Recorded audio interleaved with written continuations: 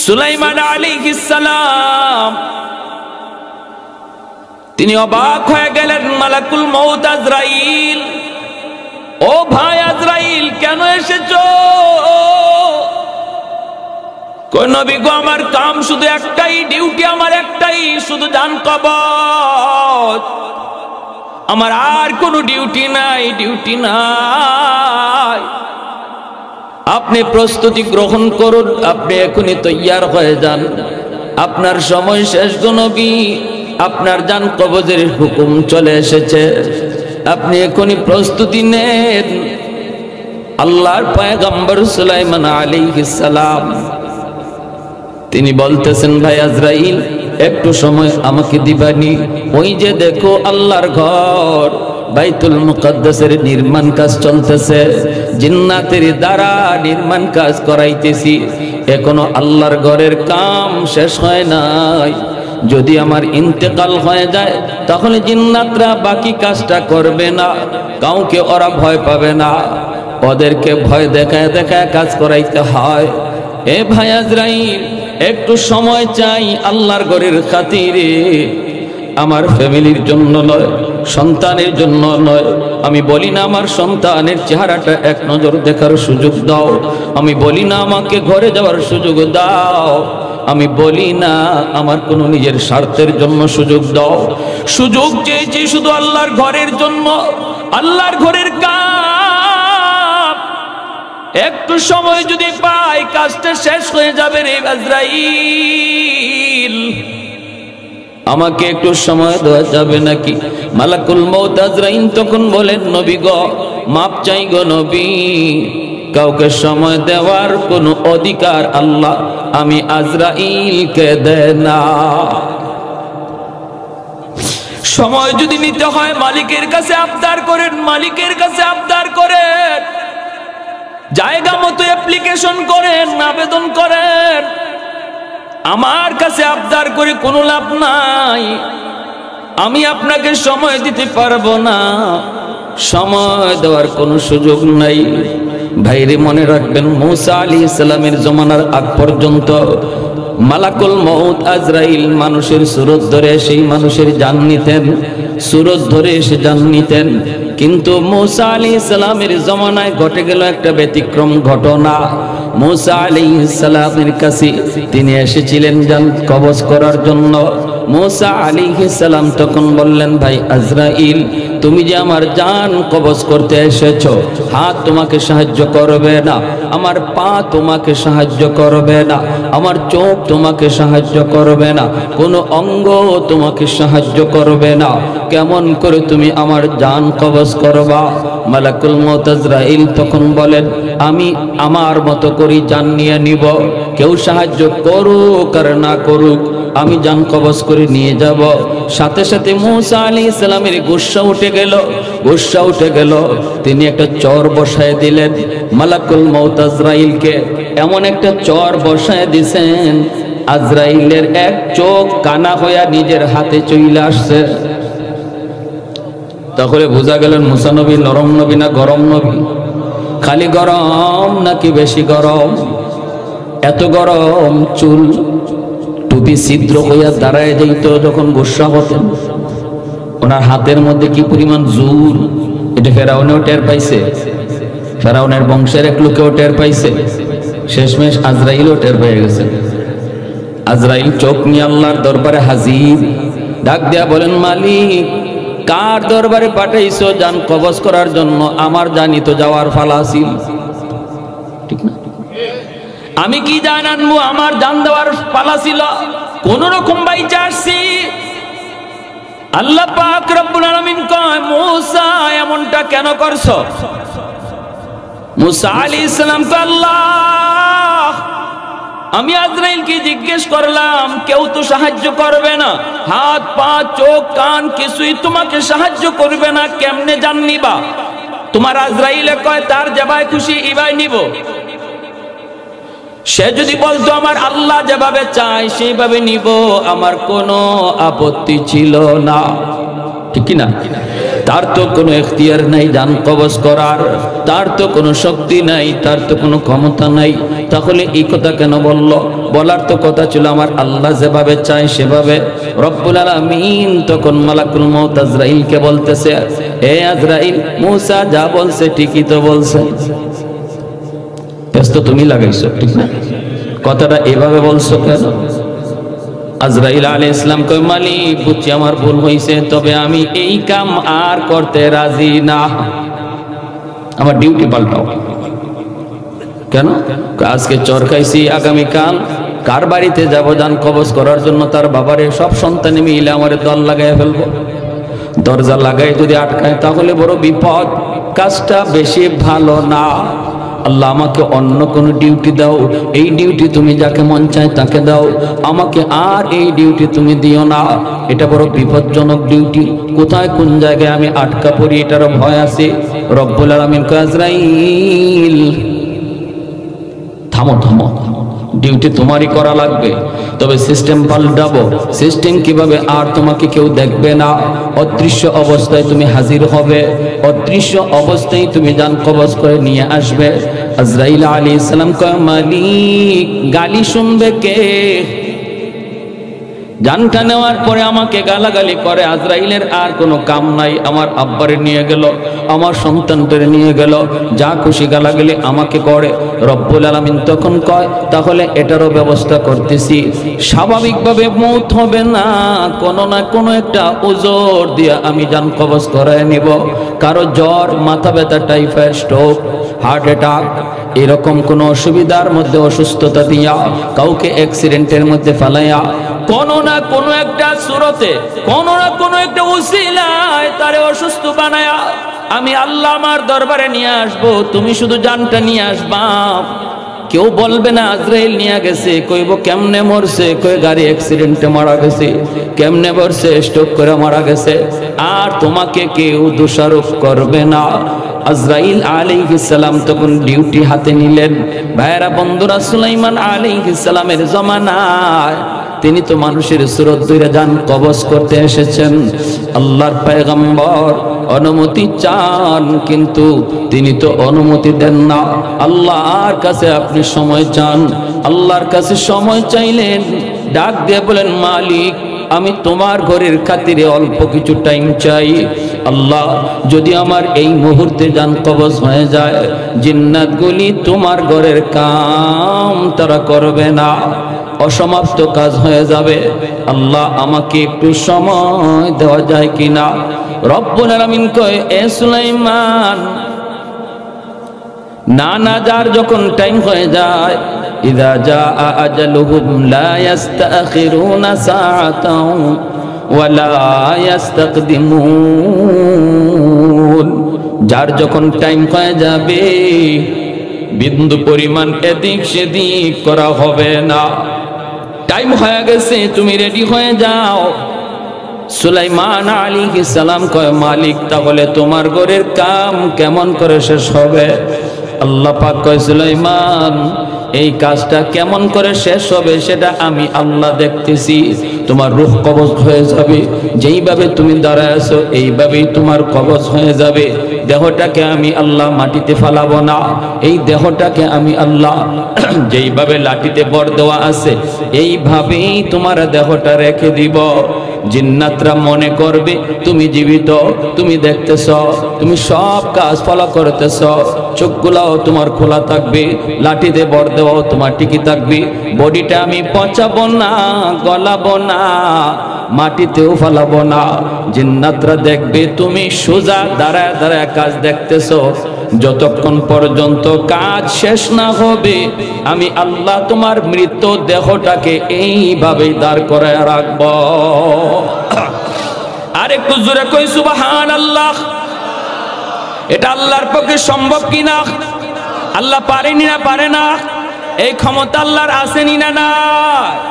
কাদিরে কুদরত দারি বরকামাল, আনতা রাব্বি আনতা হাসবি যুল জালাল, আনতা রাব্বি আনতা হাসবি যুল জালাল।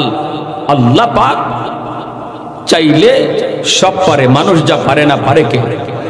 মানুষ যা দেখে না দেখে কে? মানুষ যা শুনে না শোনেন কে? আমার ভাইরা, বন্ধুরা, যুবক, যেই মাত্র আল্লাহর পয়গম্বর আল্লাহর কাছ থেকে এই পদ্ধতিটা তিনি জেনে গেলেন, সাথে সাথে তিনি বলেন, মালিক আমি রাজি, আমি তো মরণ ডরায়া পিছপা হই নাই। কারণ মুমিনের জন্য মরণ কোনদিন ভয়ের বস্তু নয়। মরণকে ভয় পায় বেঈমান, মরণকে ভয় পায় কাফির কুফার।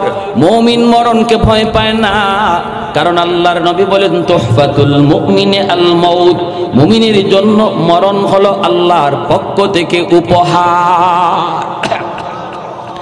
কাফির কুফার মরণকে ভয় পায়, কারণ মরণের পরে ওদের কোনো জীবন নাই। মরণের পরে ওদের শুধু শাস্তি আর শাস্তি, শাস্তি আর শাস্তি। জাহান্নামের আগুনে ওদের জ্বলা ছাড়া কোনো উপায় নাই। আর মুমিনকে আল্লাহ বলি, বান্দারে তুমি তো ইমানদার, দুনিয়ার জন্য তুমি হলে বর, দুনিয়ার জন্য তুমি হলে বর।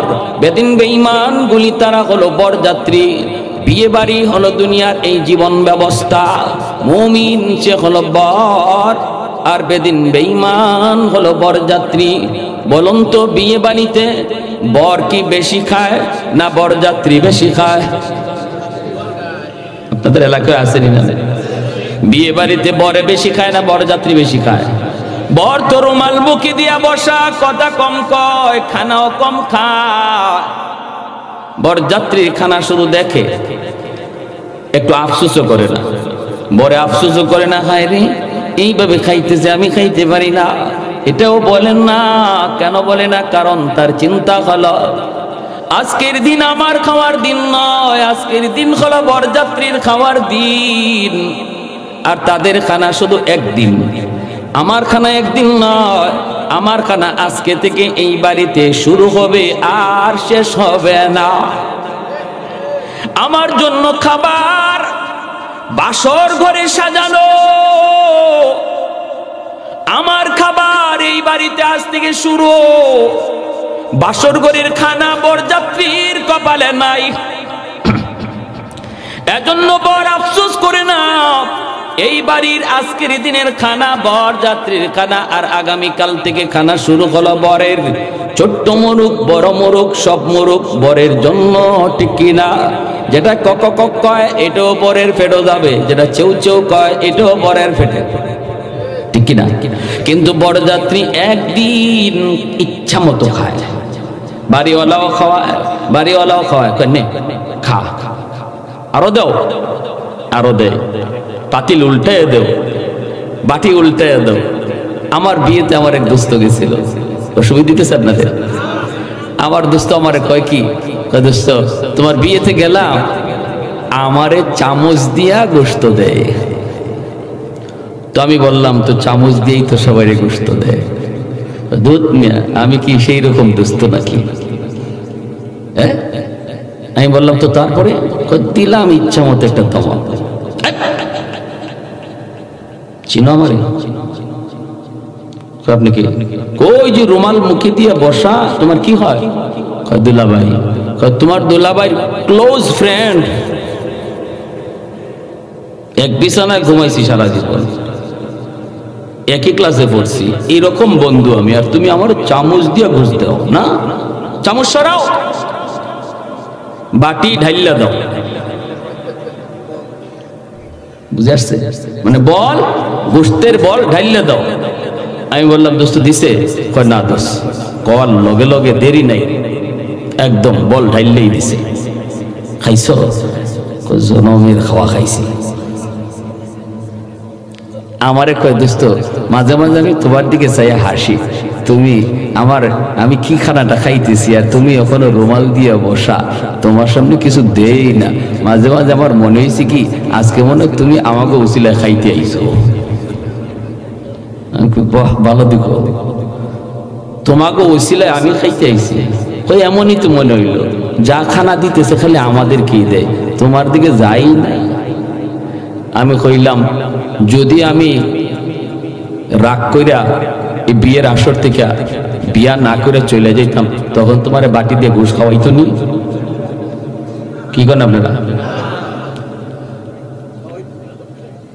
হঠাৎ করে মেয়ের বাবা আসছে, মেয়ের চাচা আসছে, আইসা দেখে বর নাই। কি ব্যাপার? বরযাত্রীরা ধুম খাইতেছে। কিরে বর কই? বর দিয়ে কি করবেন আপনি? বরযাত্রীরা কয় বর দিয়ে কি করবেন, আমাকে দেখেন না। ও গেছি গা রাগ কইরা, ও নাকি বিয়ে করবে না। বলুন তো এমন কোন মেয়ের বাপ আছে যে এই সময় বরযাত্রী আদর করে খাওয়াবে? কইব ঝাড়ুটা কই আছে, তাড়াতাড়ি লোক, ঠিক না? কইব ঝাড়ু কই আছে লোক। তো আমি বললাম দোস্ত, যদি আমি রাগ করে যাইতাম তাহলে দেখতাম তোমার বাটি ডাইলে আর পাতিল ডাইলে কেমনে খাওয়ায়।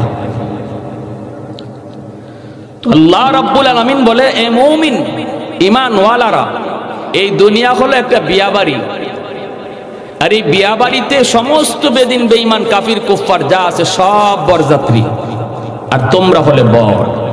বিয়ে বাড়িতে বর যেমন খায় না, টার্গেট তার সামনের খানা, এই দুনিয়া নামক বিয়ে বাড়িতে মুমিন তোমরাও কম খাও, আর বেদিন বেঈমান কাফির কুফফার এদের খানা একদিন, বিয়া যেদিন এই দিন।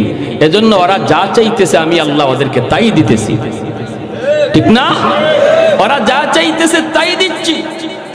কি চাও নাও, কেমনে ঘুরতে চাও নাও, কেমনে উঠতে চাও নাও, বিল্ডিং কেমনে বানাইতে চাও নাও। দুনিয়ার যা চাওয়া সব আল্লাহ যেন বেঈমানরা দিয়ে দিছে। কেন? কারণ এদের এই চাওয়া পাওয়া মাত্র কয়দিন? জোরে কোন? একদিন। আর ইমানদারকে বলেন তোমরা একটু কম খাও, তোমাদের খানা বাসর ঘরে, মানে জান্নাতে। জোরে কোন সুবহানাল্লাহ। তোমাদের খানা জান্নাতে, তোমাদের খানা শুরু হবে আর শেষ নাই।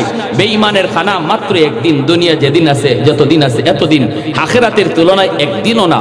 সেটা দুনিয়ার হায়াত আখিরাতের হায়াতের তুলনায় এক সেকেন্ডও না। এতটুকু সময় ওদেরকে খাইতে দাও, এরপরে ওদের কপালে খানা নাই, শুধু ঝাড়ুর পিঠা আছে। আর তোমাদের খানা শুরু হবে আর শেষ নয়, আজীবন চলবে। তার নাম হলো জান্নাত। জোরে কোন সুবহানাল্লাহ, আরো জোরে কোন সুবহানাল্লাহ। এজন্য আমার ভাইরা বন্ধুরা, আল্লাহ পাক রব্বুল আলামিন মুমিনদেরকে বলতেছেন তোমরা হলে বর, বেদিন বেঈমান গুলো হলো বরযাত্রী। ওরা যা চাইতেছে আমি আল্লাহ ওদেরকে তাই দিচ্ছি। এদের দিকে তাকায় তোমরা লোভ করবা না। তোমাদের আসল খানা হলো জান্নাত, আসল খানা হলো জান্নাত রে। আসল খানা আমি আল্লাহ সাজায় রাখছি জান্নাত। সুলাইমান আলাইহিস সালাম তিনি বারবার বলতেছেন, মালিক আমি তো এই দুনিয়াতে থাকতে চাইতেছি নিজের জন্য নয়, নিজের ফ্যামিলির জন্য নয়, নিজের পরিবারের জন্য নয়। আল্লাহ আমি তো চাই তোমার সাথে সাক্ষাৎ, তোমার সাথে সাক্ষাৎ। এরপরও একটু সময় চাইলাম শুধু তোমার ঘরের খাতিরে। আল্লাহ তোমার ঘর বাইতুল মুকাদ্দাসের নির্মাণ কাজ আর মাত্র 1 ভাগ বাকি। এই 1 ভাগ কাজ যদি সমাধা হয়ে যায় তাহলে আর কোনো আমার টেনশন নাই। তুমি যখন কাজের জিম্মাদারি নিয়েছো তাহলে আমি সুলাইমানের মরতেও এখন কোনো অসুবিধা না। আর একটু জোরে সুবহানাল্লাহ। আল্লাহ পাক রব্বুল আলামিন সুলাইমান আলাইহিস সালামকে ওইভাবে লাঠিতে দাঁড় করায়া তিনি রাখলেন রে যুবক। জান কবজ হয়ে গেল। আল্লাহর পয়গম্বর দাঁড়ায় আছেন, চোখটা দিয়ে তিনি তাকায় আছেন, বডিটা এইভাবেই দাঁড়ানো। বলুন তো তিনি জীবিত নাকি মৃত? মৃত। ওই অবস্থায় জিন্নাতগুলি তাকায় দেখতেছে নবী তাকায় রইছেন, এমন ভাবে তাকায় রইছেন পলক ফিরায় না। জিন্নাতের সরদারে কই কিরি নবী এইভাবে তাকায় রইছে, মনে হয় ডিউটির বড় চাপ পড়ছে। ডাইনে বামে তাকাবি না, দ্রুত কাম কর, সন্ধ্যা হয়ে গেছে, নবী রেস্টে যায় না। জিন্নাতগুলি সরদারকে কয়, সরদার কি ব্যাপার? নবী তো রেস্টেও যায় না, আজকে ঘটনা কি?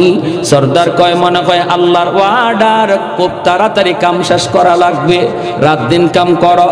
জিন্নাতরাও রাত দিন কাম করে, নবীও যায় না, তিনিও তো দাঁড়ায় আছে রে যুবক, এমন ভাবে দাঁড়ায় দাঁড়ায় দেখতেছে। আল্লাহর নবী দেখতেছেন, ওই দিকে দেখা যায় জিন্নাতরাও কাম করে। দীর্ঘ 1 বৎসর চলে গেল, জিন্নাতরা তাদের কাম শেষ করলো, আল্লাহর ঘরের কাম শেষ হলো। তাকায়া দেখে নবীর দেহটাও মাটিতে পড়ে গেল। দৌড়ায় জিন্নাতেরা কাছে বডির মধ্যে হাত লাগায় জিন্নাত একজন আরেকজনের দিকে চেহারার দিকে তাকায় আর বলতেছে, দোস্ত বডির কন্ডিশনে কয় নবী এখন মরে নাই, বহু আগে মারা গেছে। ওই যে দেখো যেই লাঠি দিয়ে তিনি হেলান দেওয়া ছিল, লাঠিটা দেখা যায় গুন পোকায় খেয়ে ফেলছে, অনেক জায়গা গুন পোকা খেয়ে ফেলছে। তাহলে বোঝা গেল ইনি আজকে মারা যায় নাই, কবে মারা গেল তোমরা একটু তালাশ করো রে। সাথে সাথে তারা একটা ভালো লাঠির মধ্যে একটা গুন পোকা লাগায় দিল। এই পোকাটায় লাঠিটা একদিনে যদ্দুর পরিমাণ খায় এই হিসাব করে জিন্নাতরা বের করেছে নবী আরো 1 বৎসর আগে ইন্তেকাল করেছে। আল্লাহু আকবার। ভাইয়ের জন্য বলতেছিলাম, কার মরণ কখন কেউ জানে না, কেউ জানে না। আমার মরণ কখন কেউ জানে না রে যুবক। যৌবনে কত যুবক কবরে চলে গেল, বাবার আগে কত সন্তান আপনাদের এলাকাতেও হয়তো কবরে গেছে, দাদার আগে কত নাতি চলে গেল। এজন্য আমার আপনার যেই সকল মুর্দেগান কবরে শায়িত, বিশেষ করে যাদের বাপ মা কবরে শায়িত, আল্লাহ পাক রব্বুল আলামিন বলে, আনিশকুরলি ওয়ালি ওয়ালিদাইক, আমি আল্লাহর শুকরিয়া আদায় করো, সাথে সাথে বাপ মার শুকরিয়া আদায় করো, কারণ আমি আল্লাহ হলাম খালিক, আমি হলাম মালিক, এজন্য আমার শুকরিয়া আদায় করো।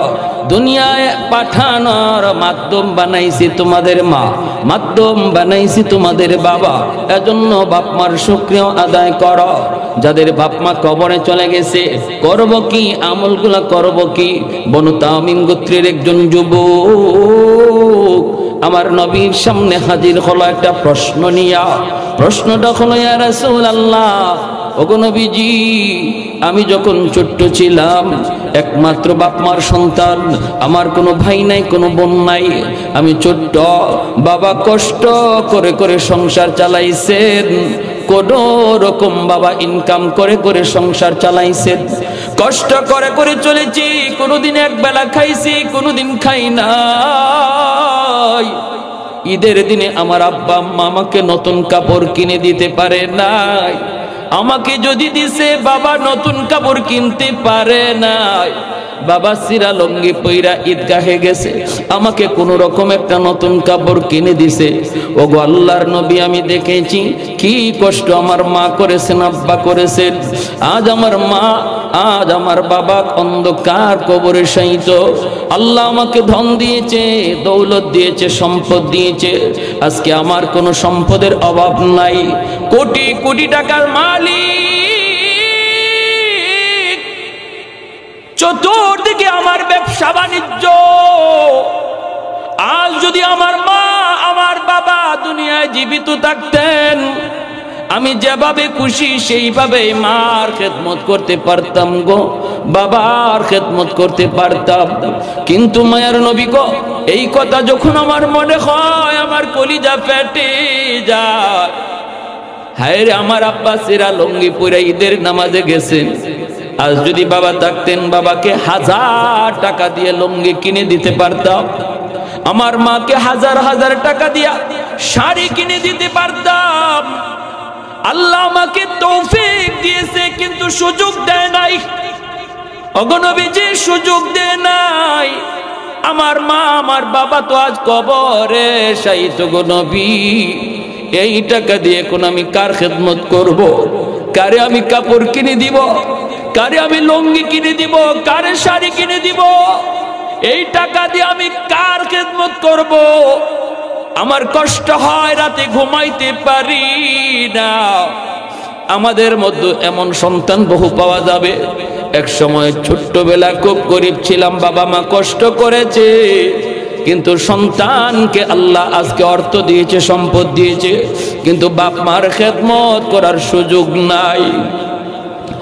আমার ভাইরা বন্ধুরা, যুবক আল্লাহর নবীর কাছে ডাক দিয়া কয়, ইয়া রাসূলুল্লাহ, ওগো নবীজি, আমি আপনার কাছে জানতে চাই গো নবী, কবরে থাকার পরেও আমার বাপ মার সেবা করা যাবে কিনা, আমার বাপ মার খেদমত করা যাবে কিনা, আমার কবরে শুয়ে থাকা আব্বা আম্মার খেদমত করার সুযোগ আমার আছে কিনা। আল্লাহর নবী যুবককে সান্ত্বনা দিতেছেন, নবী তারা মাথায় হাত বোলায় বলতেছেন, রে যুবক, শান্ত হও, আর কেঁদো না, চোখের পানি ঝরাও না। আমি নবী তো জন্মের আগেই বাবা পাই নাই, কিছু বুঝ হওয়ার পর মাও হারাইছি। আমি নবী ও মার খেদমত পারি নাই, বাবার খেদমত করতে পারি নাই রে যুবক, আমি এতিম। তুমি তো বাপ মা পাইছো, আমি তো পাই নাই। এরে যুবক, 5টা আমল যদি তুমি করো,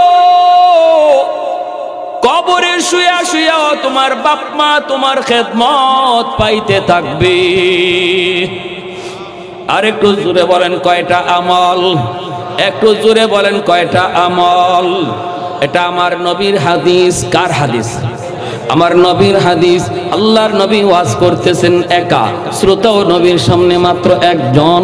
এত দামি একটা ওয়াজ মায়ার নবী করলেন, শ্রোতা মাত্র নবীর সামনে কয়জন? একটু জোরে বলেন কয়জন? এজন্য ভাইরা মনে রাখবা, ওয়াজ নসিহতের ভিতরে কতজন শ্রোতা আসলো সেটা ইখলাসের বিষয় নয়। একজন মানুষও যদি বয়ান থেকে হেদায়েত পেয়ে যায়, আজকের যুবকদের মাহফিল করানো সার্থক। হাজার হাজার লক্ষ লক্ষ মানুষের জমাত, কিন্তু একজন মানুষও হেদায়েত নিয়ে যাইতে পারে না। শুধু রং ঢং দেখা সময় কাটায় গেল, কোনো লাভ নাই, লাভ নাই। অল্প মানুষের ভিতরে যদি একজন মানুষও দিল থেকে কথাগুলো নিয়ে বাড়ির দিকে রওনা দেয় আর আমলের নিয়ত করে সে উঠে মাহফিলে বইসে যদি এক ফোঁটা চোখের পানি ফালায়া আল্লাহর কাছে তওবার নিয়ত করে, এই মাহফিলে আমাদের আসাটাও সার্থক, আপনাদের বসাটাও সার্থক, মাহফিল কমিটির মাহফিল করানো সার্থক। ভাইরা আমার, আল্লাহর নবী একা, শ্রোতা নবীর সামনে মাত্র একজন। মায়ার নবী বলে, যুবক, 5টা কাজ তুমি করো, 5 কাজ করলে তোমার আব্বা আম্মার খেদমত কবরে পৌঁছে যাবে। 1 নাম্বার হলো আসসালাতু লাহুমা, বাবা মার জন্য বেশি বেশি করে তুমি দোয়া করো। যেই দোয়াটা আল্লাহ কোরআনের মধ্যে নিজে শিখিয়ে দিয়েছেন। আল্লাহ পাক রব্বুল আলামিন বলে, ওয়া কুর রাব্বিরহামহুমা কামা রাব্বায়ানি সগীরা। রব্বুল আলামিন পবিত্র কোরআনের সূরা বনী ইসরাঈল বলেন, এরে আল্লাহর বান্দা, একটু মনোযোগ দিয়ে শোনো। বাপ মার আলোচনা করতে যে আল্লাহ বলেন, ওয়া কাদা রাব্বুকা আল্লা তা'বুদু ইল্লা ইয়্যাহু ওয়া বিল ওয়ালিদাইনি ইহসানা ইম্মা ইয়াবলুগান্না ইনদাকাল কিবারা আহাদুহুমা আও কিলাহুমা ফালা তাকুল লাহুমা উফ ولا تنهرهما وقل لهما قولا كريما واخفض لهما جناح الذل من الرحمة وقل رب ارحمهما। আমার সাথে সবাই পড়েন, ওয়াকুর রাব্বির হামহুমা কামা রাব্বায়ানি সাগীরা। রব্বুল আলামিন কয়, তোমরা যারা বাপ মার সব ব্যাপারে আমি আল্লাহর কাছে দোয়া করতে চাও, বাপ মার জন্য তোমরা যারা দোয়া করতে চাও, আমি আল্লাহর কাছে কেমনে দোয়া করবা আমি শিখায়া দেই, আমি আল্লাহ শিখায়া দেই। বাপ মার ব্যাপারে কেমন করে দোয়া করবা বলুন তো দেখি। আল্লাহ যদি দোয়া নিজে শিখায়া দেয়, তাহলে বোঝা গেল এই দোয়া কবুল হবে, 100% গ্যারান্টি আছে, ঠিক না? ফ্যাক্টরির মালিক, আপনি ফ্যাক্টরিতে চাকরি নিতে গেলেন, শয়ে শয়ে যুবক চাকরি নেওয়ার জন্য দরখাস্ত দিবে, মালিক যদি তোমাকে ডাক দিয়ে বলতেছে রে যুবক বাড়ি কোথায়, বলে কবিরাজপুর। কও কি তুমি? আরে আমার বাড়িও তো এলাকা, আমার ফ্যাক্টরিতে তুমি বুঝি চাকরি নিবা? বলে হ্যাঁ। তাহলে আসো, আমি তোমাকে অ্যাপ্লিকেশন শিখায় দেই, দরখাস্ত শিখায় দেই, আমার কাছে কেমন করে দরখাস্ত লিখতে হয়। মালিক যদি তোমাকে নিজেই দরখাস্ত শিখায় দেয়, তাহলে বোঝা গেল আর কারো চাকরি হোক না হোক তোমারটা হবে 100%।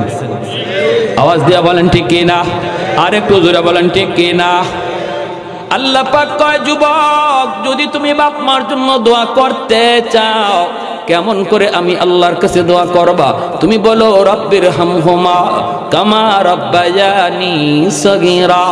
আল্লাহ, আমার আব্বা আম্মা শিশুকালে আমাকে যেই রকম আদর করেছেন, যেই রকম মায়া করেছেন, আল্লাহ তুমি আমার আব্বা আম্মারে কবরে ওই রকম আদর কইরো, মায়া কইরো। সুবহানাল্লাহ কইতেন না? দেখেন কি দোয়াটা আল্লাহ শিখাইছে। আল্লাহ কয় বান্দা, শিশুকালে তোমার মা তোমার বাবা কি পরিমাণ মায়া তোমারে করছে তুমি জানো না, আমি আল্লাহ জানি। শিশুকালে তোমার মা তোমার বাবা কি পরিমাণ দরদ ভালোবাসা তোমারে দিছে রে বান্দা, তুমি বুঝো নাই, তুমি তখন দেখলো, এখন ইয়াদ নাই। আমি আল্লাহর সব কিছু ইয়াদ আছে। এজন্য আমার কাছে যখন দোয়া চাইবা তখন বলবা আল্লাহ, আমার আব্বা আম্মা শিশুকালে আমাকে যেই রকম মায়া করছেন, যেই রকম আদর দিছেন, আজকে কবরে আমার আব্বা আম্মারে তুমি ওই রকম মায়া কইরো। কারণ শিশুকালে কি পরিমাণ আদর, শিশুকালে কি পরিমাণ আদর, কি পরিমাণ মায়া, কি পরিমাণ মহব্বত। একজন মা, ভাইরে, বিশ্ব মা দিবস পত্রিকার ভিতরে একটা বাস্তব ঘটনা আমি পড়েছি। একজন যুবক তার জীবনের কাহিনী লিখছে। যুবক বলতেছে আমার মা আমাকে কোনো রকম কষ্ট করে করে লেখাপড়া করাইলেন। জন্মের কিছুদিন পরে আমার আব্বা মারা গেলেন। এরপরে আমার মাকে বাপ মা নানা নানি নিয়ে যাওয়ার জন্য বারবার চেষ্টা করেছেন, কিন্তু মা যায় না। মা কয় না গো বাবা, অন্যত্র আমি বিয়ে বসবো না। আল্লাহ আমাকে একটা মানিক দিয়েছে, আমি আমার মানিকের চেহারা দেখে জীবন যৌবন কাটায় দেব, আমি আর কোথাও যাব না। স্বামীর সংসার ছেড়ে, স্বামীর বাড়ি ছেড়ে আমি আর কোনো কোথাও যাব না। ও দুনিয়ার মানুষ, আমার মা আমাকে লইয়া স্বপ্ন দেখা জীবন যৌবন কাটায় দিল। প্রাইমারি স্কুলে আমি লেখাপড়ায় ভর্তি হলাম। আমি একটু যখন বুঝি তখন দেখি আমার মার একটা চোখ নাই, বিশাল একটা গর্ত, একটা চোখ নাই। দেখলে বড় ভয় লাগে, বিশ্রী লাগে। মা আমাকে স্কুলে দেখতে আসে। আমার সহপাঠীরা কয় তোর আম্মারে স্কুলে আসতে নিষেধ করবি, কারণ চেহারার দিকে তাকাইলে ভয় লাগে, ভয় লাগে। মাকে বললাম মা তুমি স্কুলে যাইও না, কিন্তু মা কই বাজান রে, ও বাজান, সারাটা দিন যদি তোমাকে না দেখে আমি মা থাকতে পারি না। এই দুই জমিনে আমার আর কেউ নাই, আর কেউ নাই, একমাত্র আমার কলিজার টুকরা ধন, আর জমিনে কেউ নাই আপন বলতে রে বাবা। সারাদিনে একবার না দেখলে আমার কলিজা ছানছান করে, এজন্য তোমাকে দেখতে আসি। স্কুল জমানায় মা দেখতে যায়, হাই স্কুলে ছেলে ভর্তি হয়েছে তাও মা দেখতে যায়। ছেলে নিষেধ করে মা নিষেধ মানে না। কলেজে গেল সেখানেও ছেলেকে মা দেখতে যায়। এই ছেলে বলে আমি ঢাকা ইউনিভার্সিটিতে ভর্তি হলাম। আমার মা মানুষের বাড়িতে কাম করে করে, কখনো আমার নানা নানির কাছ থেকে ধার এনে এনে, মামা মামির কাছ থেকে ধার এনে এনে, আত্মীয় স্বজনের কাছ থেকে ভিক্ষা করে করে আমার লেখাপড়া করায়। আমি ইউনিভার্সিটিতে ভর্তি হলাম, আর লেখাপড়ার খরচ মার দেওয়া লাগে না। আমি তো এখন টিউশনি করি, নিজের লেখাপড়ার খরচ নিজেই জুগাইতে পারি। ইউনিভার্সিটির লেখাপড়া শেষ, একটা সুন্দরী মেয়ের সাথে আমার পরিচয় হলো। সুন্দরী মেয়ের সাথে পরিচয় হলো। এই সুন্দরী মেয়ের সাথে পরিচয় হওয়ার পর একটা সম্পর্ক তৈরি হলো। আমার স্যারের মেয়ে, স্যার আমাকে অফার দিল, মেয়েটাকে বিয়ে করো যদি আমি তোমাকে চাকরি দেব। আমি মার কাছে আসলাম, মাকে বললাম মা গো, ও মা, আমার স্যারের মেয়ে, বিয়ে যদি করি একটা চাকরি পাবো। মা কই বাবা, ধনী লোকের মেয়ে গরিবের বাড়িতে আনলে সুখ হয় না রে বাবা। ধনীর মেয়ে গরিবের বাড়িতে আনলে সুখ হয় না। শরীয়তের বিধান হলো কুফু মিলায় বিয়ে করো। ধনীর মেয়ে দিতে চাইলেই গরিব তুমি বিয়ে কইরো না রে যুবক।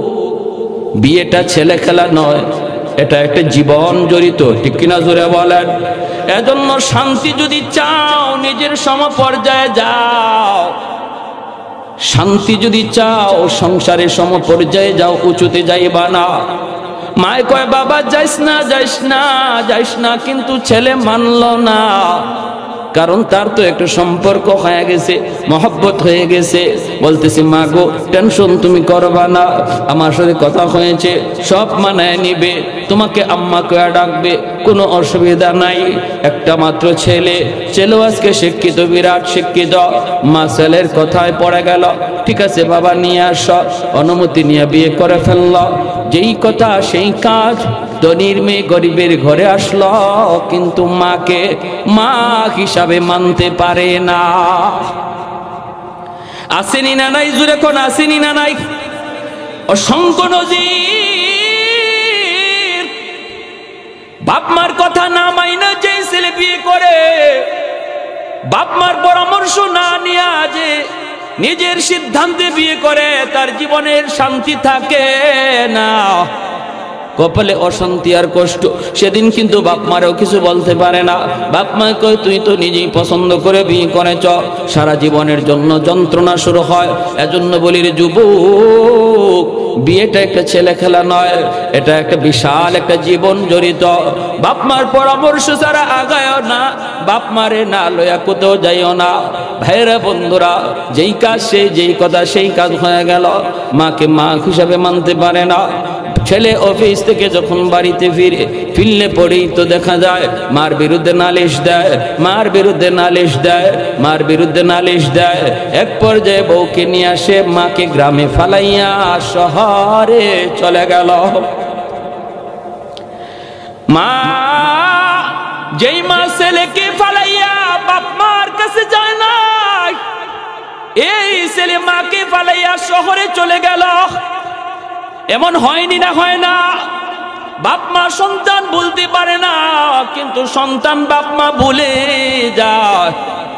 একদিন বুঝে আসবে রে যুবক, আজ বাপ মার সাথে তোমার যে আচরণ হবে, আগামীকাল তোমার সন্তান তোমার সাথে এই আচরণ করবে।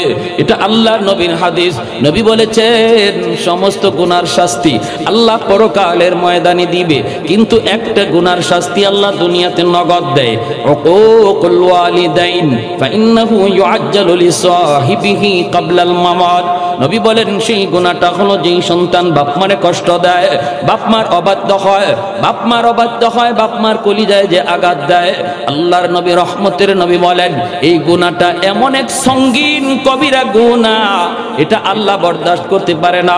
কারণ আল্লাহ পাক বাপ মার স্থান আল্লাহ তার পরেই রেখেছেন। যত জায়গায় আল্লাহ তার হকের কথা বলেছেন, সেখানেই বাপ মার হকের কথা বলেছেন। পবিত্র কোরআনে সূরাতুল লুকমানের আয়াত আমি তিলাওয়াত করেছি, আনিশকুরলি ওয়ালি ওয়ালিদাই। আল্লাহ বলে আমি আল্লাহর শুকরিয়া আদায় করো, সাথে সাথে কয়ে বাপ মার শুকরিয়া আদায় করো। পবিত্র কোরআনের সূরা বনী ইসরাঈলে আল্লাহ বলে ওয়াকাদা রাব্বুকা আল্লা তা'বুদু ইল্লা ইয়্যা ওয়া বিল ওয়ালিদাইনি ইহসানা। একমাত্র গোলামি চলবে আমি আল্লাহর। এরপরে আল্লাহ কয় বাপ মার সাথে ভালো আচরণ করো। প্রতিটা জায়গার মধ্যে আল্লাহ পাক তার হুকুমের পর বাপ মার কথাটাকে আল্লাহ এনেছেন রে যুবক। এজন্য যেই ছেলে বাপ মার সাথে বেয়াদবি করে আল্লাহ এটা বরদাস্ত করতে পারে না। এর শাস্তি হাসরের মাঠে পরকালে তো হবেই, কিন্তু দুনিয়াতে আল্লাহর নগদ দিয়া দেয়। মৃত্যুর আগে আগে এই শাস্তিটা আল্লাহ দুনিয়াতে নগদ দেয়।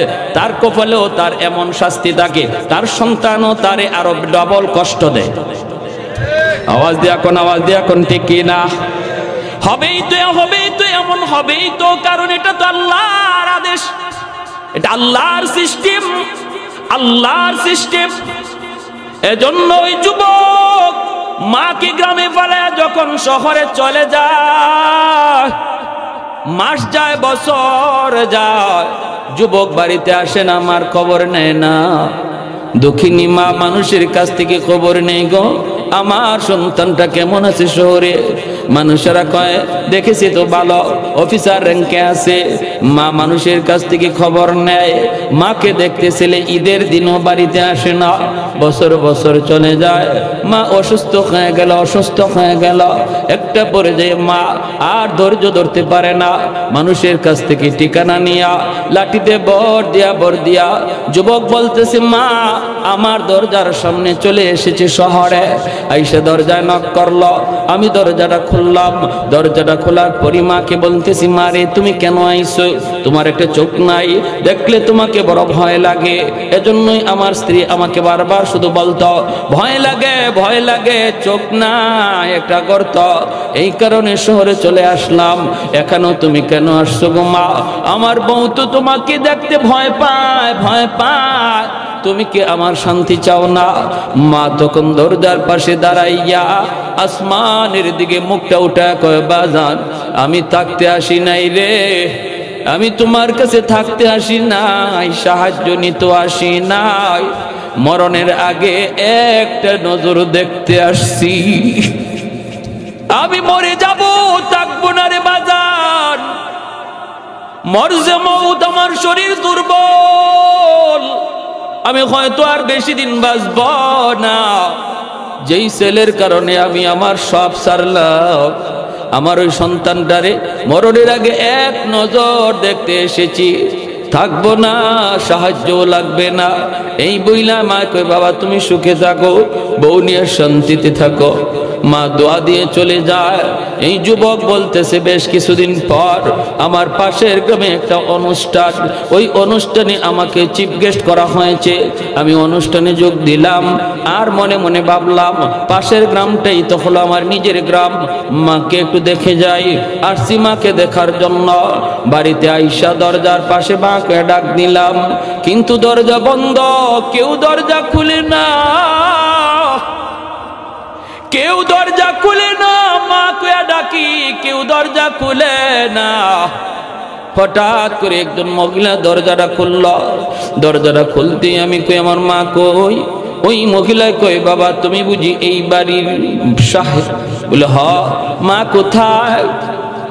তখনই ওই মহিলার চোখ দিয়ে পানি পড়ে আর কান্দে, বলতেছে আমার ফুফু, আমি তোমার ফুফাতো বোন, তুমি তো অনেক বড় হয়ে গেছো, কে ফুফু কে ফুফাতো ভাই বোন চিনো না?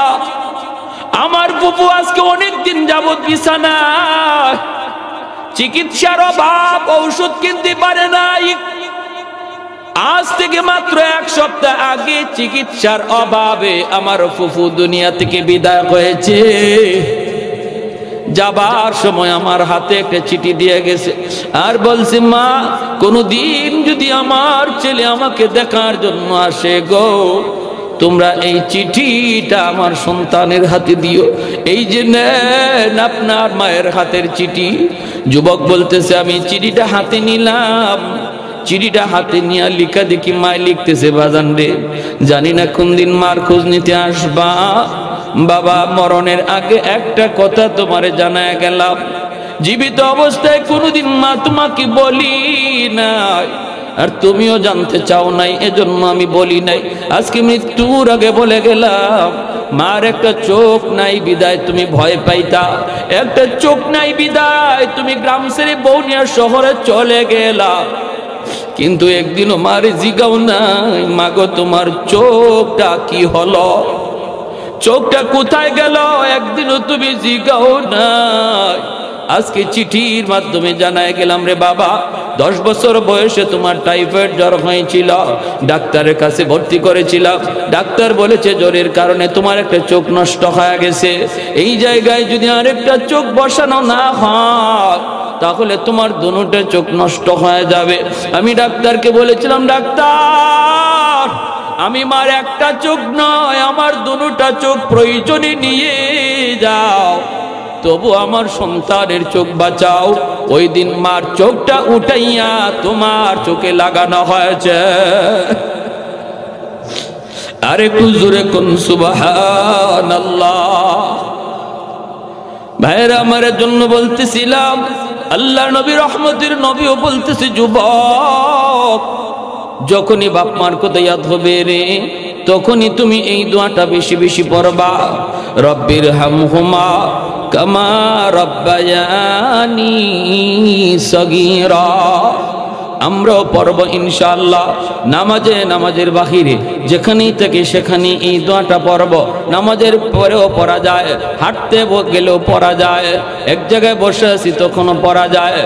সর্ব অবস্থায় এই দোয়াটা বাপ মার জন্য পড়ব। শিখাইয়া দিছেন কে? আর একটু জোরে বলেন কে? কুমিল্লা এলাকার একটা বাস্তব ঘটনা। দেখেন বাপ মা কি করে, কি দরদ বাপ মা। একটা ছেলে, বাবা রিক্সা চালায়া চালায়া ছেলের লেখাপড়া করাইছে। এই ছেলে ঢাকাতে ভার্সিটিতে ভর্তি হয়েছে। এরকম ভাবে সুন্দরী এক মেয়ের সাথে পরিচয় হওয়ার পর ভালো এক ব্যাংকের ম্যানেজার চাকরি পাইয়া গুলশানের বাসা নিয়ে থাকে। এইদিকে গ্রামের বাড়িতে বাবা কুমিল্লা শহরে রিক্সা চালায়। শহরের রং তামাশার ভিতরে পইরা গ্রামের কথা ভুলে গেছে। কত বড় নিমক হারাম বুঝেন। মা বাবা দুজন অসুস্থ, এরপরও বাবা রিক্সা চালায় শহর। একদিন মা বাবারে পাঠাইছে, যাও গো একটু ছেলেরে দেখে আসো। ছেলে তো আসে না, তুমি অন্তত যায় দেখে আসো। বাস্তব ঘটনাগুলো বলতেছি, কোরআন হাদিসের ঘটনা তো অনেক শুনছি, বাস্তব ঘটনাগুলি শুনরে যুবক। কারণ এখনো যাদের মা দুনিয়া আছে, বাবা দুনিয়া আছে, একটু কদর করো, একটু বুঝো। আল্লাহ পাক রব্বুল আলামিন এই বাপ মার কদর করার ভিতরে আল্লাহ তোমার জিন্দেগির সুখ রাখছে, ঠিক কিনা? আল্লাহ তোমার হায়াতের ভিতরে বরকত, রিজিকের ভিতরে বরকত, তোমার লেখাপড়ার মধ্যে বরকত, সন্তানগুলিকে মানুষের মতো সন্তান আল্লাহ বানাবে যদি বাপ মার তোমার পিছনে দোয়া থাকে। বাপ মা হলো তোমার জীবনের পাওয়ার হাউস। পাওয়ার হাউস থেকে যদি লাইন অকে থাকে তাহলেই তো লাইট জ্বলবে, ফ্যান ঘুরবে। পাওয়ার হাউস থেকে লাইন যদি কাটা থাকে, ফ্যান লাগানো থাকলেও ফ্যান ঘুরবে না, লাইট জ্বালানো থাকলেও লাইট জ্বলবে না। আমার আপনার জীবনের ভিতরে এমন কিছু লাইট জ্বালানো আছে, ফ্যানও লাগানো আছে। এই জীবনের লাইট যদি জ্বালাইতে হয়, বাপ মা হলো তোমার জীবনের পাওয়ার হাউস। ওখান থেকে তুমি লাইন যদি ওকে রাখো, জীবনের বাতি আল্লাহ জ্বালায় দিবে। এখনো পর্যন্ত দুনিয়ার জীবনে এমন কোন মানুষ উঁচু হতে পারে নাই, বড় হতে পারে নাই, যাদের পিছনে বাপ মার দোয়া নাই। এমন কোন লোক আজও পর্যন্ত দুনিয়াতে ফেমাস হতে পারে নাই, বড় হতে পারে নাই। রে যুবক, যদি তুমি উপরে উঠতে চাও, পিছনে বাপ মার দোয়া অবশ্যই লাগবে, ঠিক কিনা? ব্যবসায় তুমি সফলতা চাও, চাকরিতে তুমি প্রমোশন চাও, লেখাপড়ায় তুমি ভালো রেজাল্ট চাও, বাপ মার দোয়া লাগবে, বাপ মার পিছনে দোয়া থাকা লাগবে। ওই যুবক সে তো অফিসার হয়েছে ঠিক, কিন্তু এইদিকে মা, এইদিকে বাবা কষ্ট করে। মায় কই, স্বামী গো একটু যাও শহরে, যায় একটু সন্তানকে দেখে আসো। এইবার চলে এসেছে বাবা, চলে এসেছে ছেলেকে দেখার জন্য। খবর নিয়ে দেখলো বিশাল বড় ফ্যাক্টরির ম্যানেজার। গেটের সামনে আসতেই গেটম্যান তারা আটকায় দিল। গেটম্যানে কয়, চাচা ভিতরে যাওয়ার কোনো অনুমতি নাই। কার কাছে যেতে চান? বলে অমুকের কাছে। কয়, তিনি তো আমাদের হেড স্যার, স্যারের অনুমতি লাগবে গো। অনুমতি ছাড়া ভিতরে ঢুকতে দেয়া যাবে না। কয়, তাহলে যাও, একটু যাও, যা অনুমতি নাও, আমার নামটা একটু বলে যাও, নামটা লইয়া যাও। দারোয়ানে কই, চাচা নাম লাগবে না, গেটের উপরে সিসি ক্যামেরা ঝুলানো আছে, লাগানো আছে, স্যার অফিসে বসে আপনাকে দেখবে, চিনবে। গেটম্যান গেল, যা কই, স্যার গেটে একটা বৃদ্ধ লোক দাঁড়ানো, আসতে চায়, আপনার কাছে অনুমতি দিব কিনা? নালায়েক সন্তান সিসি ক্যামেরার ভিতরে বাবাকে দেখলো, এরপরও কলিজাটা নরম হলো না, একটু দিলটা নরম হলো না। দারোয়ানের হাতে 500 টাকা দিয়ে কয়ে, নে তুই টাকাটা লয়ে যা, যা বলবি স্যার খুব বিজি, স্যার খুব ব্যস্ত, দেখা করতে পারবে না, এই টাকাটা আপনাকে দিয়ে দিছে। দারোয়ান যেই মাত্র এই কথাটা বাবাকে শোনায়, বাবার সাথে সাথে দাঁড়ানো থেকে জমিনে বসে যায়। এ বাবা তোমার স্যার কি সত্যি আমাকে দেখছে? দারোয়ান কই স্যার আপনাকে ভালো করে দেখছে, কারণ স্যারের অফিসে সামনেই টিভি লাগানো, সিসি ক্যামেরার মাধ্যমে আপনাকে দেখছে। কয় আপনার 500 টাকা দিয়ে দিছে, আপনি চলে যান। এইবার চাচা যখন বইয়া মাটিতে পইরা মাথায় হাত দিয়া কান্না শুরু করে, দারোয়ান তখন জিজ্ঞেস করতেছে চাচা আপনি কে, এইভাবে কেন কান্দেন? লোকটা তখন বলছে বাবা রে, আমি টাকা নিতে আসি নাই, সাহায্য নিতে আসি নাই, আসছিলাম এক নজর সন্তানকে দেখতে, কিন্তু আমার সন্তান বাবার সাথে দেখা দিল না, কারণ সে বলে বিজি, তার টাইম নাই। ঠিক আছে টাকা লাগবে না বাবা, আমি চলে গেলাম। দারোয়ান তখন জড়ায় দইরা কই চাচা মনে কষ্ট নিবেন না, আমার স্যার মাসে 50,000 টাকা বেতন পায়, আর আপনারে দেয় 500 টাকা। আমি মাত্র 5,000 টাকা বেতন পাই, প্রতি মাসে 2,500 টাকা বাপ মার জন্য গ্রামে পাঠায় দেই গো।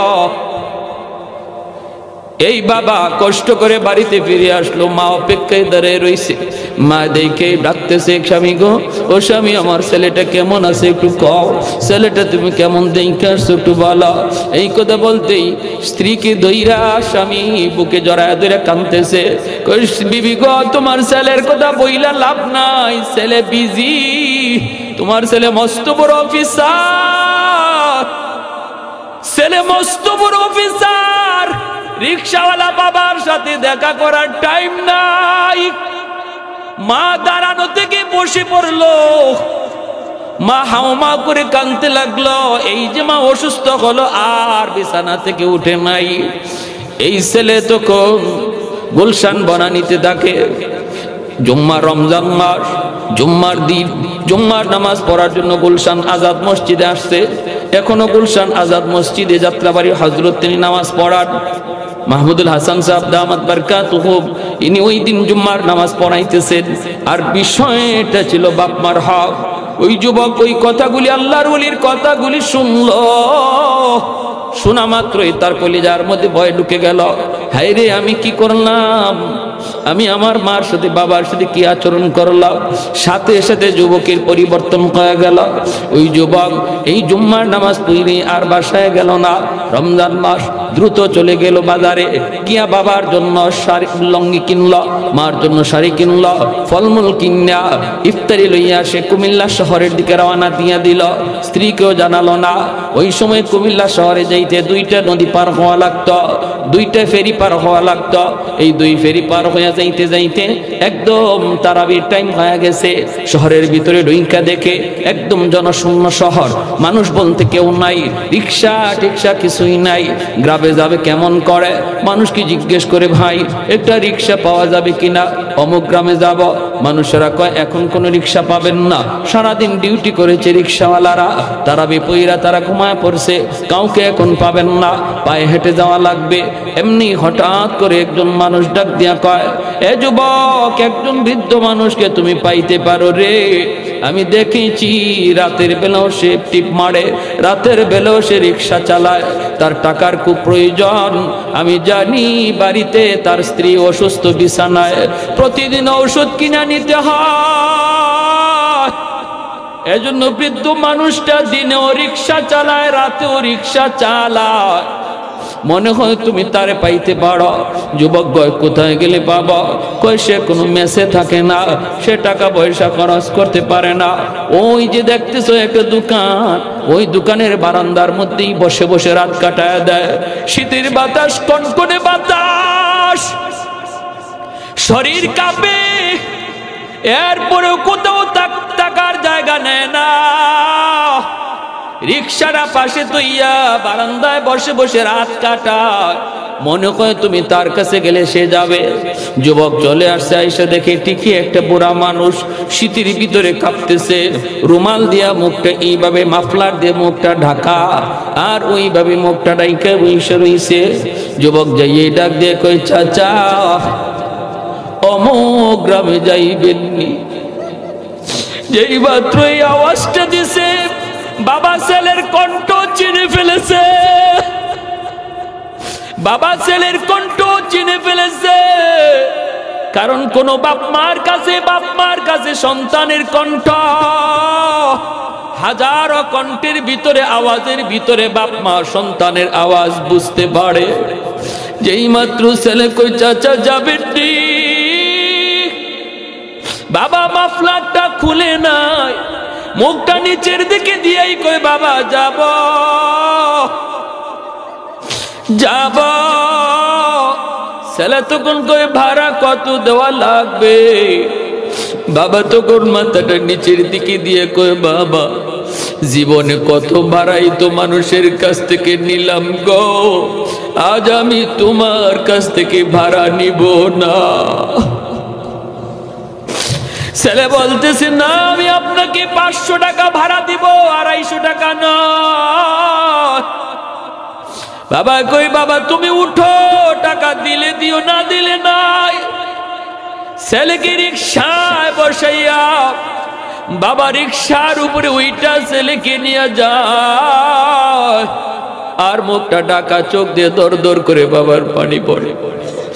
ছেলে আমার মস্ত বড় অফিসার, ছেলে আমার মস্ত বড় অফিসার, আমি বাবা রিকশা চালাই, ছেলে আমার রিকশায় চলে বেড়ায়। বাবার মনে পড়ে গেছে বাজান রে, ও বাজান ছোট্টবেলা কত তোমার রিকশায় নিয়ে বাবা ঘুরছি। ভাইরা আমার একটু উঁচু জায়গার মধ্যে উঠতে যাবে, বাবা বলতেছে বাবা তুমি একটু নামো। ছেলে একটু উঁচু আওয়াজে কয় তাড়াতাড়ি যাও, আমার গ্রামে যাওয়া লাগবে, দেরি করা যাবে না। এমনি বাবা রিকশা থেকে নামছে, নাইমা বলতেছে কার খুঁজে যাইবা? আমার আব্বা আম্মার খুঁজে। আমি জীবনে মস্ত বড় ভুল করে ফেলেছি, জানি না আমার মা বাবা দুনিয়ায় জীবিত আছেনি না নাই। এমনি বাবা রুমার মাফলারটা সরায় কয় বাবা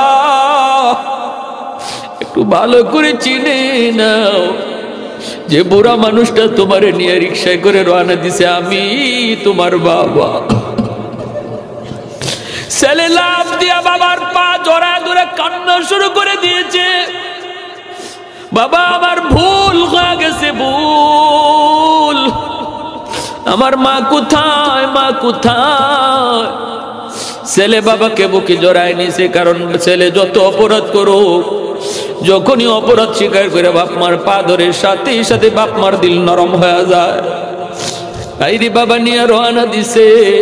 যেই মা বিছানায় পড়ে শুধু মৃত্যুর টাইম গুনতেছে, ওই মা বাড়ির পাশে যায়, সেই ছেলে ডাক দিছে আম্মা।